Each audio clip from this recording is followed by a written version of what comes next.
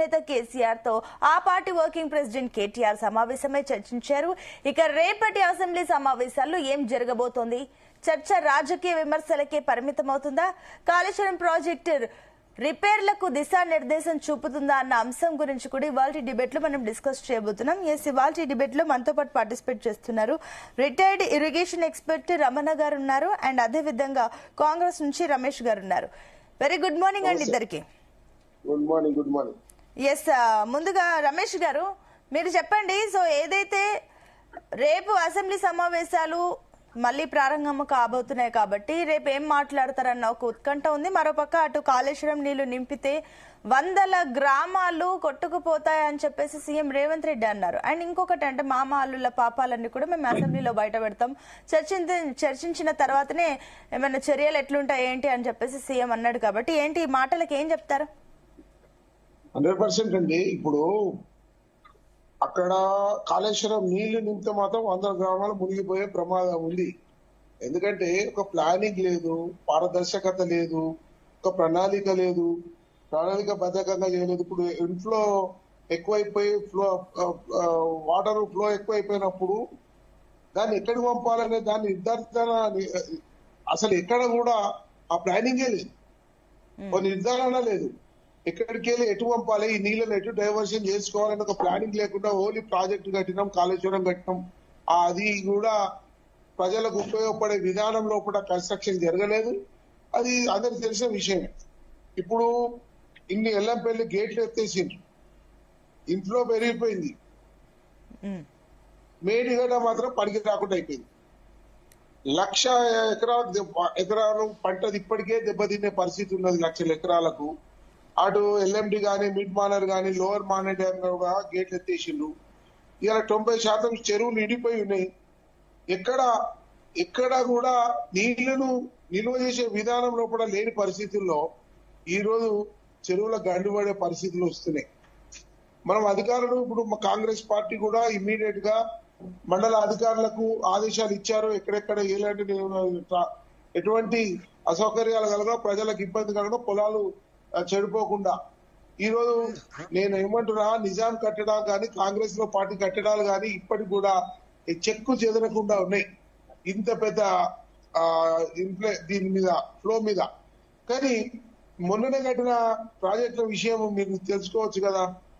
నేను ఏమంటున్నా, జాగ్రత్తగా ఇప్పుడు మేడిగడ్డ విషయంలో కూడా జాగ్రత్తగా మా ముఖ్యమంత్రి గారు అందరు కూడా మేడిగడ్డ విషయంలో చాలా జాగ్రత్తగా నిపుణుల సూచన ప్రకారమే, వాళ్ళ ఆలోచన ప్రకారమే పాటించాల్సిన అవసరం ఉన్నది.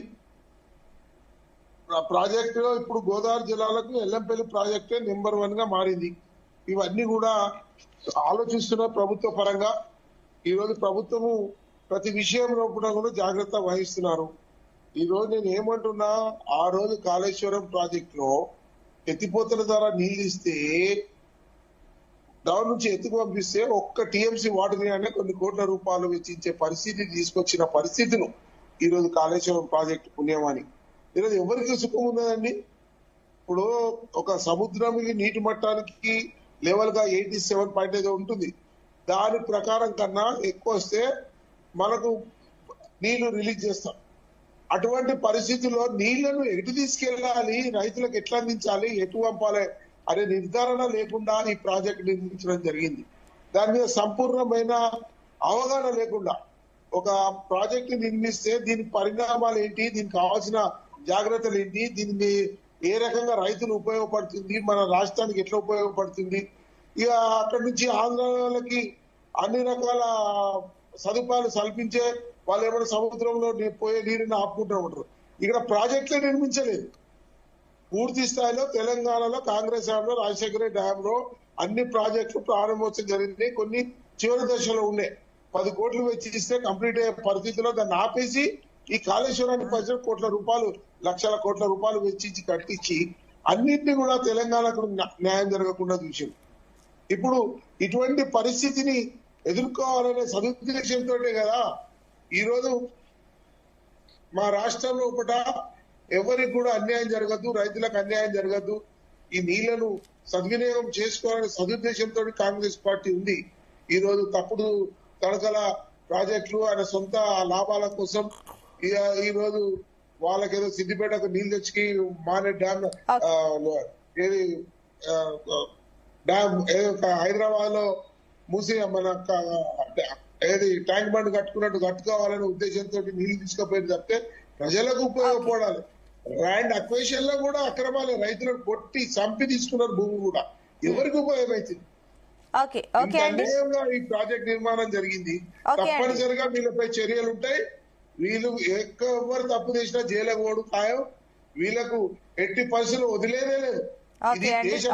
రమేష్ గారు మళ్ళీ వస్తాను. రమణ గారు గుడ్ మార్నింగ్ అండి. డబ్బండి ఎస్ రమణ గారు, సో ఇందాక మరి రమేష్ గారి కమెంట్స్ మీరు అన్ని కూడా విన్నారు. సో కాంగ్రెస్ ప్రభుత్వం